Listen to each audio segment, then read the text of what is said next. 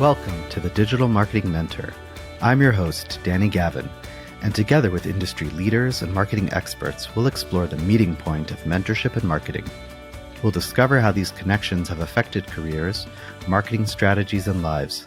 Now get ready to get human.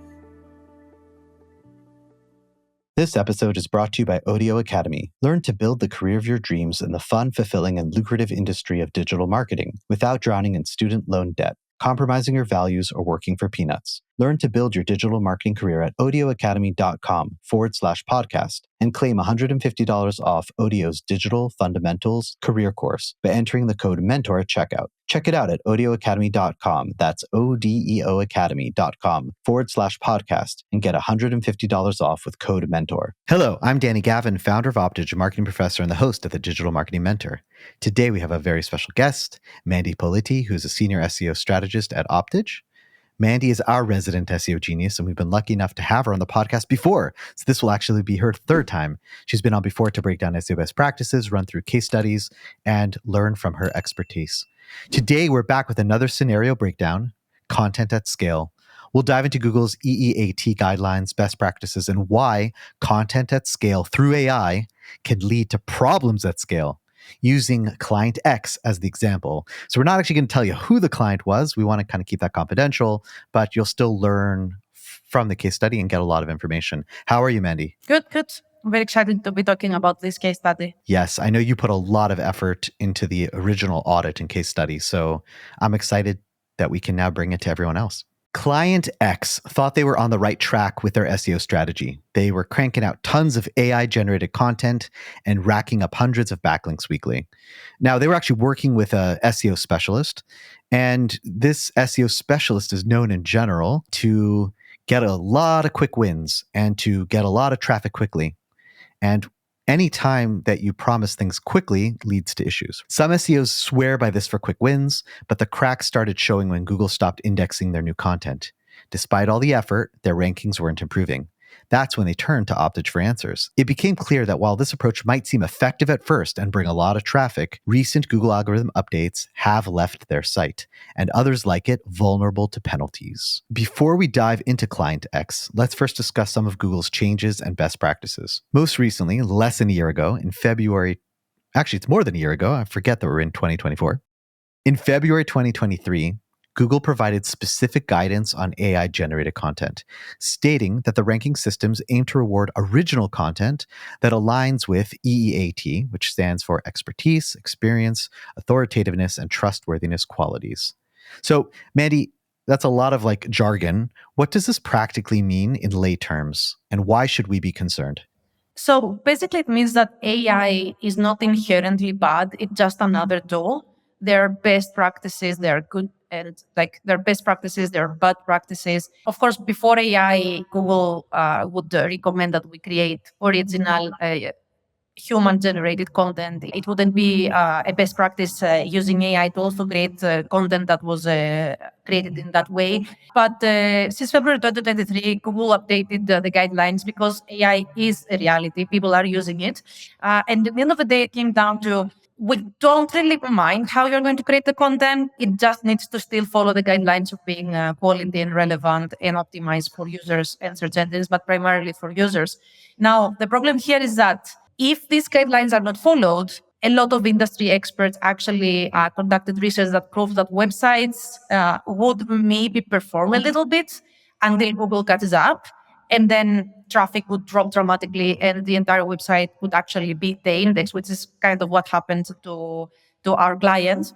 They started seeing traffic drops, and then they started seeing a big portion of all this content they were creating that it was not being indexed, and it wouldn't bring any traffic, basically. So yeah, I think that in the end of the day, it comes down to using AI in a way that follows the guidelines, and it's not trying to manipulate search results, basically. Yeah, that's really good. So just to kind of stress the point, this concept of EEAT, making sure that your content has these qualities, really, like you said, it really isn't directly related to AI. It's something that's existed for a while. But with AI coming along, where it's easier to produce content, right? So it's a lot easier to produce content that doesn't have these qualities. And if you're producing content in a mass scale, and it's missing this quality. And especially with our client who is medical related or health related, then you're really, right? It's a recipe for doom. What is considered bad practice? How do you risk violating the guidelines? First of all, it's creating content for ranking reasons and not for the users. It's trying to create content at scale that doesn't help the users in a way.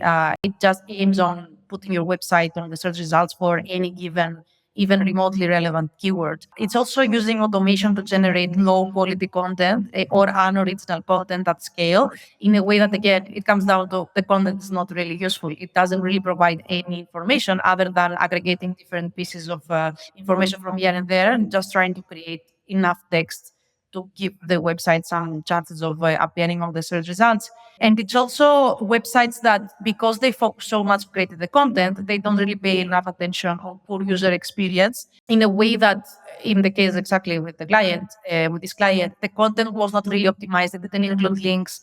The way the paragraphs were too long, too wordy. There was a lot of information because, again, the focus was let's create as much text, as much content as we can. But at the same time, when it comes down to creating content, you also need to ensure good user experience. You need to include things that will help the user to go through the content, read it, understand it, and get something useful out of it. And another thing is that the content, because exactly it's created just to target every possible keyword, it was not actually, it's content that doesn't actually drive qualified traffic, relevant traffic. We have examples of that to discuss in a bit. But imagine this, try to target every single keyword. It just, by default, it's not going to work. Not every keyword, even if it's a little bit relevant to what its client does, you shouldn't be targeting all of them. There are keywords that make sense. There are keywords that they don't make sense. There are keywords that seemingly make sense. But if you really think about it, the search intent behind the query is so different that you shouldn't be driving it. You shouldn't be targeting it. And something else is why is it important to drive qualified traffic? It's not only because you want to position yourself in the relevant search results and to drive the users that actually are interested in reading your content and potentially asking more information about your products or services. It's also having to do with, if you drive someone who is not really interested in what you have to offer and they click back, this is a signal. Your content is not relevant. So this long term, it does impact performance. It does impact your website in general, your rankings. And imagine now having that at scale. Imagine having 1,000 pages that they all target irrelevant keywords. Over time, Google is going to basically consider that your website is not relevant. It shouldn't be performing. And especially because you're in the medical health industry, you want to make sure, like we said in the beginning, you need to establish your expertise, your experience, your authoritativeness, your trustworthiness, all of these qualities. So people land on your website because you're trying to clickbait them into clicking on the website, then they leave because what they see is not what they want to find, and they click back. Over time, your website is going to start seeing drops in performance. It's as if their SEO specialist that they were working with was like, it's basically just like taking a machine gun and just shooting wherever you can, but not realizing that there's damage that happens. So just because you produce a bunch of content, it's like, okay, some of it's good, some of it's bad, but the bad, who cares? The problem is what we're about to say. We'll see that actually it can hurt things. So coming back to client X, they had tremendous content, right? A tremendous amount of content that Google was not indexing. And remember, that was the first sign. Hey, Danny and Mandy, for some reason, our newest blog post, Google's not even looking at, right? So we did a deep dive audit. I'm saying we, but primarily Mandy, to determine what are some of the reasons why this was happening. I'm going to give a quick overview, and then we're going to go through this in depth. Number one, like we mentioned before, they weren't following Google's EEAT guidelines. Two, they had a lot of duplicate content. When you're pumping out 20 to 40 articles a month and you're not even keeping track of what's going on, there's a lot of duplicate that can happen.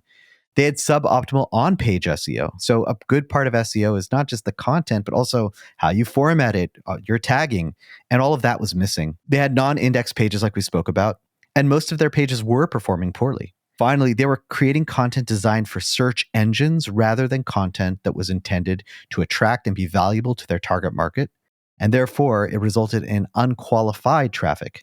The traffic that was coming in is not people who are interested in their services, but rather just popular traffic that had nothing to do with anything. So let's now go through this in depth. Can you share an example of what driving unqualified traffic could look like? For this specific client, they created, like we said, they were trying to target every possible keyword. So one of them was whether cats can have ADD. if you really think about that, they did perform for this term, and the blog post that they published was appearing on the search results for relevant queries. But at the end of the day, you have to consider two things here. One, do you really want to position your website or the search results on the first page, on the top 3 positions, even for a term that it's about whether cats, an animal, can have ADD? And the second thing is, what is the search intent behind that? Is the person who is looking for that looking for general information and fun fact, something they might have thought about looking in the night? Or are they looking for the exact services you offer, which is, of course, for human beings and not animals? And then what are these people going to do? They're going to find your website, okay? They're going to click on it. They're going to start reading. They will decide that this is not really relevant. It's an irrelevant website. They're going to click back. This, like we said, it's a signal that the content is irrelevant to the search intent. Are they going to spend time on the website? Are they going to link to click to other internal links? Are they going to actively ask for information about the ADD for children or for adults? No. So again, no matter the amount of traffic that this blog post brought, it brought around, it brought like thousands of clicks, yes, and thousands of impressions, but all of the non-branded terms that it drove traffic for, they were irrelevant. They were relevant to whether cats can have these kind of symptoms, this kind of issues. And yeah, in the end of the day, this blog over time started dropping performance. And this is also another point, that even some pages that they actually performed a little, over time, because of all these signals of people leaving the website, not staying in, all of that, it started actually dropping like over time. So you would see that the line would go up even for relevant terms, but because the overall strategy was poor, then after a while you started seeing that the page performance would just drop. And that, if you see that on over time, and you group the pages and you filter accordingly or Search Console, it was actually devastating to see. You could see that the website, all the traffic was just sinking. And again, you have a lot of content at scale that will start getting unqualified leads, basically, like the example of the cats, whether they can have ADD or not. And the confusing thing for the client is, they're seeing this report, they're seeing all this, the traffic coming in, it's growing, it's great, great, great. But when you actually break down that traffic and you see, wow, 10,000 of those clicks all are for people searching for cats. Do they have ADD? I mean, it's just totally misleading because, we can assume that most people who are searching for that don't care for a site that helps children with ADD. And it's just totally misleading. So that's why digging into your queries and seeing where is the traffic coming from what pages, from what queries, to see, is this increase in traffic that we're getting, is it actually good? Is it actually valuable? That's really important. What I have seen in the years that I have been working in the industry is that a lot of people report on traffic and on the trend line going upwards. But in the end of the day, if you actually go and check the queries, most of the time they're either branded or irrelevant. It's not only about seeing the line going upwards. It's not about seeing month over month and year over year the number increasing. It's about, is it for the keywords you actually want to target? Is it for the keywords you actually include on your blog post? And is it for your money keywords, your transactional terms that you want people to reach out to your websites to actually get the quote or ask for more information about the services? And this is where the true optimization lies. And this is where you can actually measure success. It's not about just the number of clicks. It's about what exactly it is that its page performs for. And in this case, you might have 10,000 clicks, 20,000 clicks, 30,000 clicks over one blog post. But if you look at it, it's irrelevant. And most people don't realize that over time, it can actually hurt you. It's not just let's have the clicks and let's continue creating content. You need to fix that. You need to remove this content. You don't want it there. Over time, it will hurt even this content that you have on your website that actually works a little bit better. Yeah, Google sees that the traffic that comes from this is irrelevant. And therefore, like you said, if the article about cats having ADD itself over time, we're already starting to see it to drop, how much more so those articles that are actually relevant but are hidden amongst all the junk, yeah, of course they're going to be affected as well. Let's pivot over to EEAT. Following the fact that EEAT is essential really for all content, why is it critical for those clients like Client X who are specifically deal with the medical industry? Basically, Google, when they rolled this update, they wanted to target specifically websites that fall into the category of your money, your life. Are websites content that can actually impact the life of the users or impact their well-being and their welfare in general, or financial ability, for example. This is anything that has to do with medical services, financial services, legal services. These specific websites are monitored, let's say, even more closely by Google. They put more weight on reviewing and making sure that the websites that perform on the first page of Google, they align with the guidelines on how to establish your expertise, trustworthiness, and experience, because these websites can actually have a real life impact on the users. And especially when you operate in the medical vertical, you need to be even more careful about that. You cannot afford signaling to Google that your website, it might be spammy, it might have content that's scaled in a way that it's not optimized and it's a little bit black hat, let's say. So for this specific client, of course, this had an impact because they fall into the category of your money or your life websites. Right. So if you have content that's not optimized or, the wrong type of content, you actually feel the effect in many ways worse than, let's say, a site if it was about baseball cards. Exactly. And it's generally a little bit more challenging and more difficult to establish online presence for these websites on the ranking results, exactly because Google is a little bit more strict about, are you 100% following the guidelines? Are you doing all that you can to establish your expertise and trustworthiness? So it's already a little bit difficult to position these websites on the first results. Imagine now if you're actively doing something that violates basically the guidelines. It gets a little bit more tricky to manage performance and even optimize later to make sure that you take all this bad strategy away from that. So with a lot of AI content, we spoke that's often multiple articles are being written on the same subject. In the words of SEO, that means duplicate content. Mandy, is that really that bad? Is duplicate content harmful? Yes, because basically you are telling Google that I have 5 pages that they target the same thing. And okay, I can decide really which one I want to keep. And then Google doesn't know which one to choose to perform. And then it basically ends up that none of them is performing. This is again something that happened to to this client. You have page competition, you dilute the SEO value, you end up with poor performance. Google doesn't know what to rank from your content, so it just decides not to rank anything. And it's something that you can easily resolve. It's simple SEO analysis, doing a content audit, identifying this duplication is creating one page that better targets the content in a way that is going to be helpful for the user. This client specifically, they created a lot of pages for a specific issue. Let's say if children with ADD have this difficulty concentrating, they ended up with 5 pages. They were very similar. They had headlines that they were duplicate. The content was overlapping. The questions that they were trying to answer on the subtopics were the same. They were not optimized.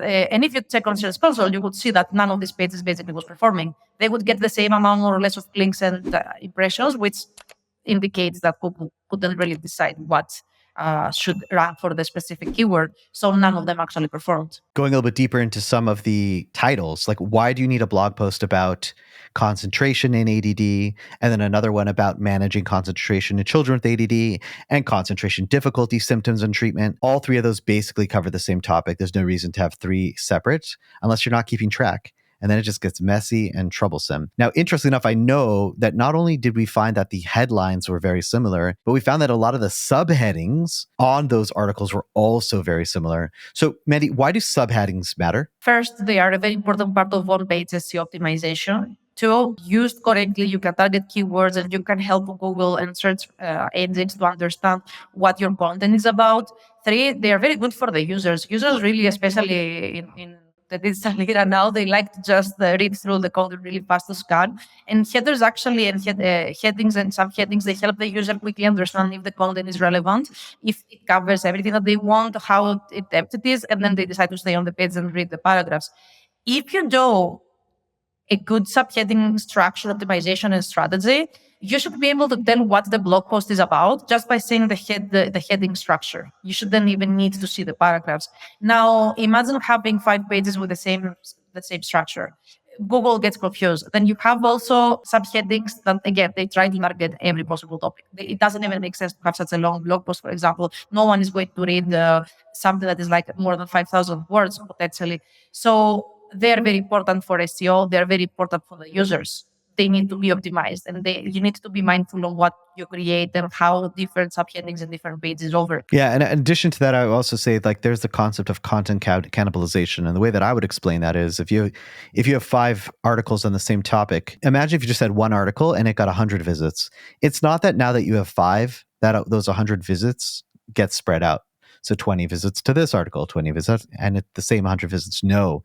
When you have 5 articles competing for the same keywords, the same topic, it affects everything. And often you're not going to show at all, like less or at all, because Google just doesn't know what to do. And therefore, instead of getting 100, let's say, visits over 5 articles, you may just now get 40 or 30, just really depends. But that's what cannibalization does. Not only does it just spread out the visits, but it actually takes it away and can destroy the effects that you're trying to accomplish. Are you looking for a career path that is flexible, satisfying, and well-paying? Do you have a knack for psychology? You're good with words and you're fearless when it comes to tech. Digital marketing sounds cool. That's because it is. And guess what? You can learn to build a digital marketing career without studying for 4 years, compromising on your values, or working for peanuts. Odeo Academy is the professional and comprehensive way for uber smart creative people to move into the fun, fulfilling, and lucrative industry of digital marketing without going to college, drowning in debt, or leaving your home. Check out audioacademy.com/podcast and be sure to use the code MENTOR at checkout to claim $150 off. But hurry! Odeo's Digital Fundamentals career courses start November 10th at audioacademy.com. That's ODEO academy.com/podcast. And enter the code MENTOR at checkout to receive $150 off. We mentioned the fact about on-page SEO, how that's really important. You know, for some people, that's like obvious. Like, obviously you need title tags, obviously you need certain tags. But we saw with this client that a lot of on-page SEO was missing.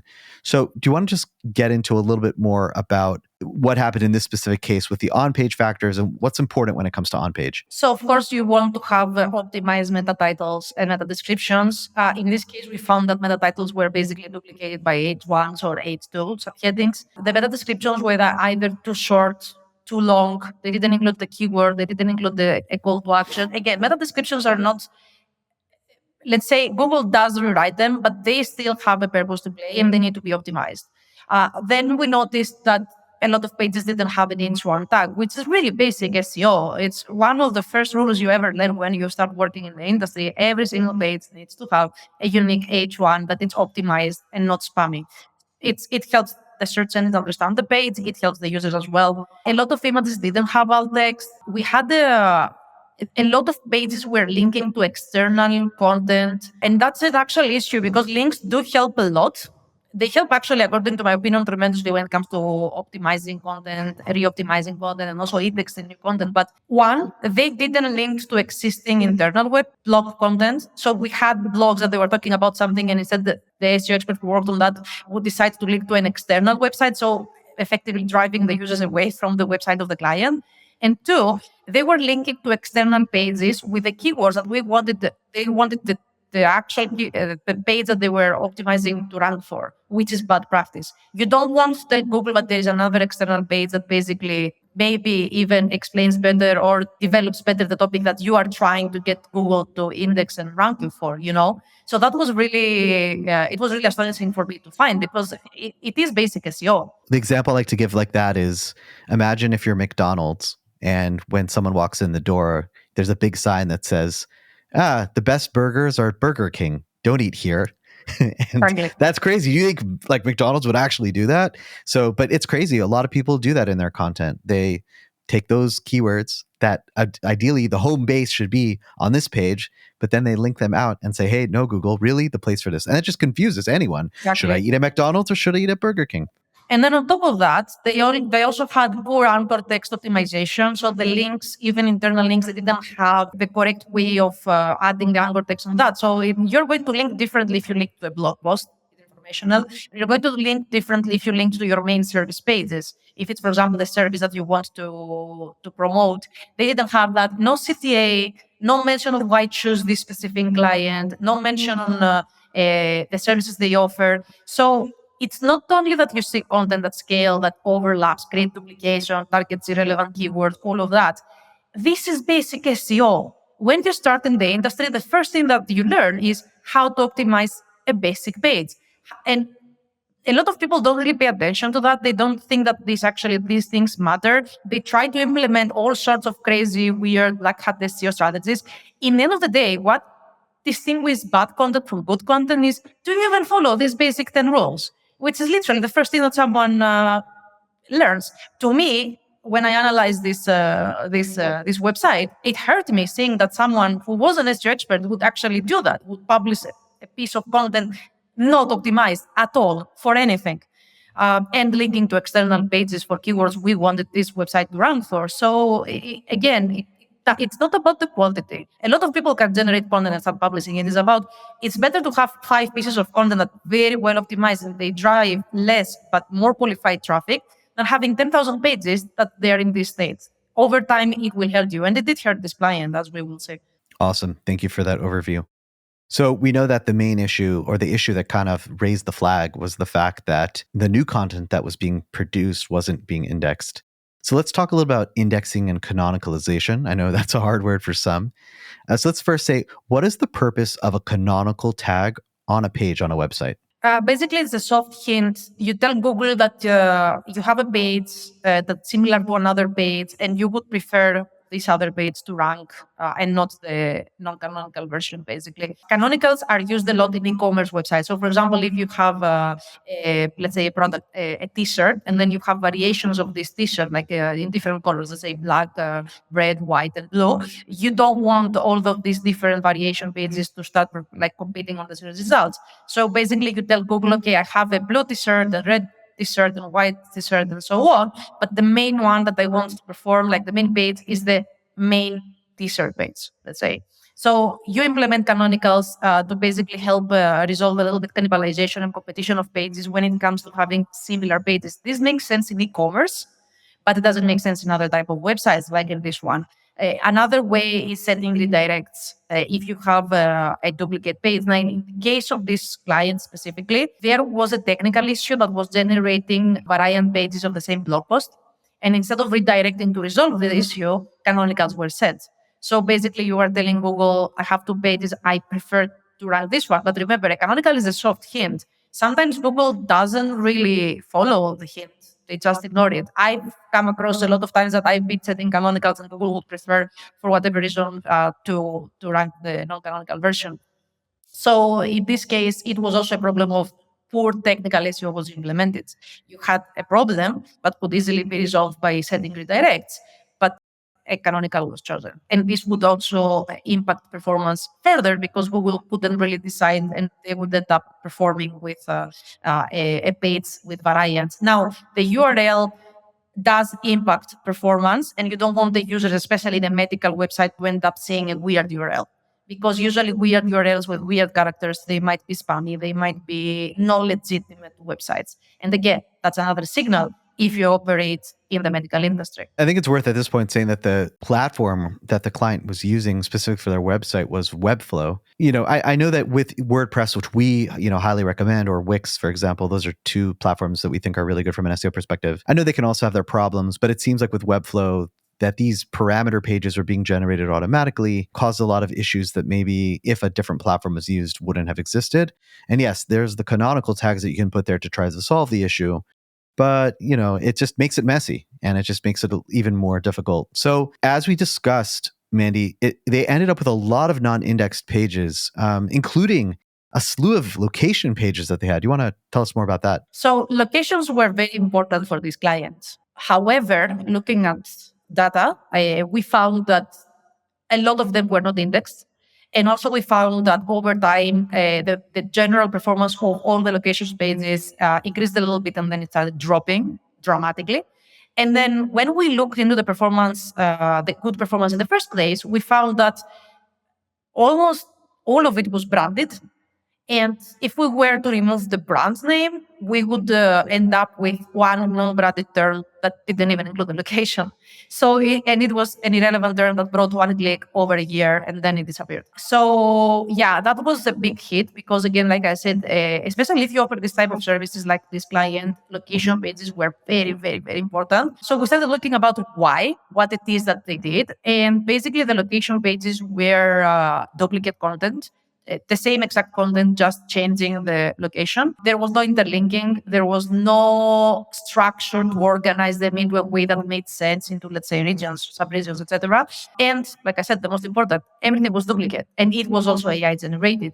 Now, with location pages, inevitably you will have some overlapping content because, of course, if you operate, let's say, in all the states and you have different regions, it's impossible to generate 100% unique pages. But there are ways to tackle this, like you try paraphrase and you try mix and match a little bit the structure. You try to add unique local content that will resonate with the specific location you want to target. And this is a very good way to deal with the problem of duplication. And then, of course, do basic SEO, like we said, optimize the data, make sure you have call to actions, make sure you include your services, which is very, very important. You cannot have a page without saying that I am this provider of medical services and this is what I can do, which again was the case. For this client, all of that, it worked for a while until Google got up, and then you started seeing the performance dropping.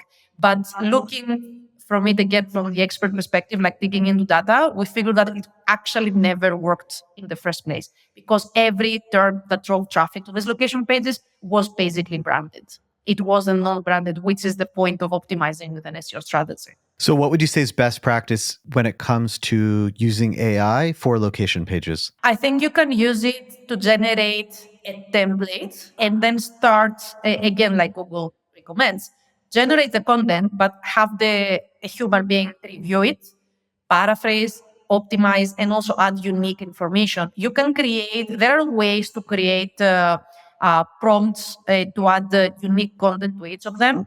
You have your main template, which you then start paraphrasing as much as you can, as much as possible. And then you start creating specific content or prompts for its specific location. And that way you target ultra local terms. You make sure your pages are not duplicating. And that's, for example, a good way of using AI. You save time by generating a template, and then you add special local, let's say, prompts that will allow you to target specific content that it's not basically duplicated. It's highly relevant to the location as well. Love it. And I'm going to stress again, Mandy, who's the queen of doing things manual, she is not saying not to do AI, but once again, you need to use AI in a way where it's helping you, but you still have to make things unique and special and valuable. The biggest problem is when you turn things on autopilot, you get a website that we are reviewing here today. We've just gone over all the issues that the site has, but how did this actually affect the performance at a higher level view? First of all, from the top 10 keywords that they ranked for,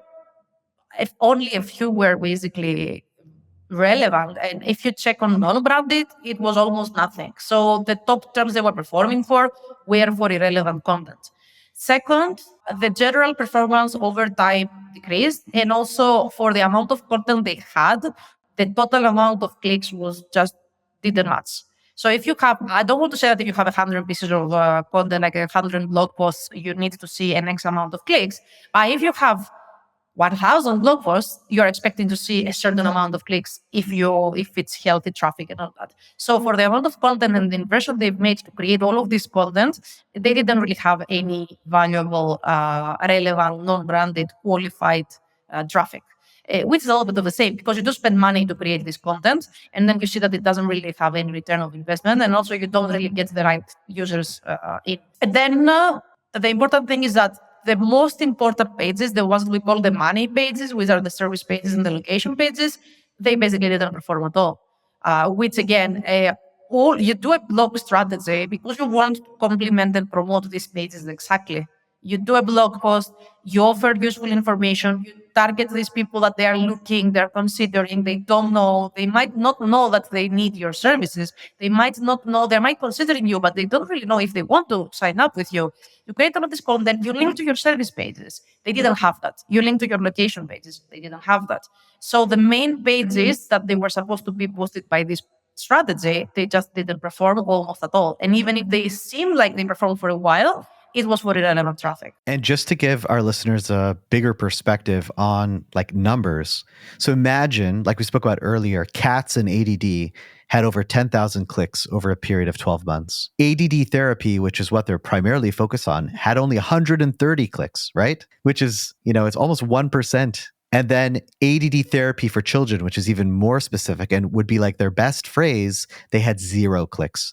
So you can clearly see that all this wonderful traffic that they were seeing wasn't really so wonderful. It was a lot of traffic, once again, going to the wrong things. And all those key pages, like Mandy said, their services, locations, any of those phrases that they really wanted to rank for, we're not really performing. It's really called smoke and mirrors, right? It's like showing something and making it look bigger than it is. But in truth, if you go deeper, like we said before, and you start to look at the parts, it's like, this doesn't really add up. So Mandy, what's next? How would this client X, fix up the situation, or another company who would be in a situation like this? What would they need to do to get things fixed up? So the first thing is full content and technical audit. You want to have full visibility of every single page of the website. You need to have everything in one single document and start analyzing it to figure exactly what it is that is wrong and try to fix it so that it aligns with Google best practice guidelines. What we recommended was to do a content audit. Basically, what does that include? You export all the pages of the website and then you start analyzing them in groups and also one by one using data to drive your decisions over what to optimize and how.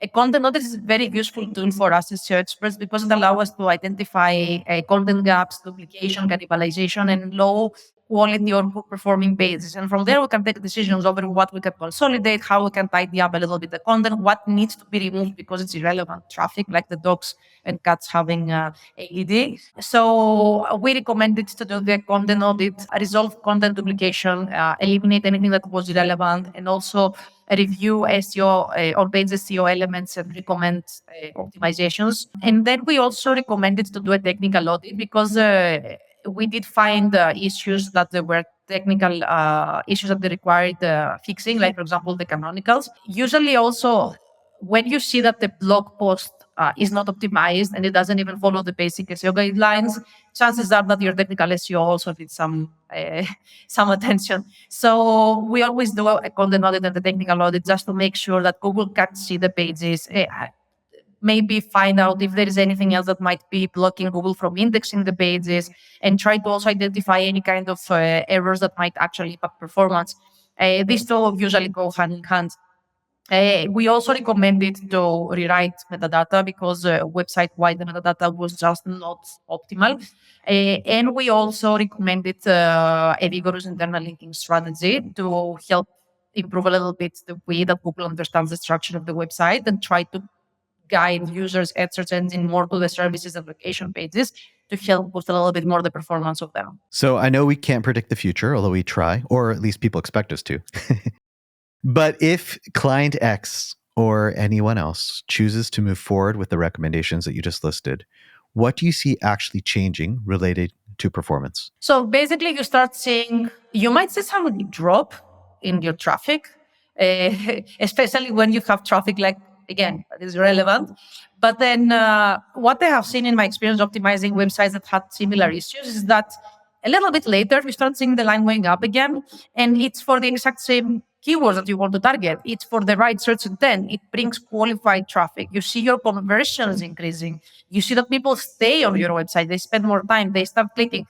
And if you do all of that, then you start seeing your rankings and organic traffic increasing over time. It also helps, like I said, to target the correct keywords for the correct search intent. It allows the right clients and the right customers to find your content, to find your services, to find your website. It helps increase the traffic, the conversions, and also you have better user experience in general. People land on your website and they stay there because what they find is relevant to them. And also it helps a lot with local. Local, again, it can be a little tricky because of all that we discussed about how you can target the same things and change just the locations.